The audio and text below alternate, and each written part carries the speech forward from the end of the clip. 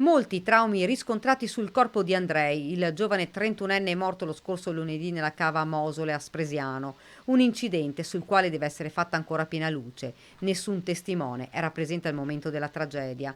L'autopsia, eseguita dall'anatomopatologo Alberto Furlanetto, ha rilevato diverse lesioni causate dalla caduta della ghiaia sul corpo che avrebbero portato alla morte l'operaio. Il decesso potrebbe essere avvenuto per uno schiacciamento toracico, ma anche per soffocamento.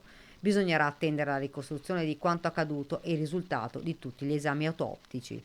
Sul fronte della dinamica sono in corso le indagini dei carabinieri, il cantiere intanto rimane sotto sequestro. Presto potrebbe essere effettuato un accertamento tecnico per ricostruire quel drammatico incidente. Intanto sembra affievolirsi l'ipotesi che l'uomo sia rimasto agganciato in qualche maniera al nastro trasportatore e macchinario vicino al quale è stato trovato in seguito il corpo senza vita del 31enne.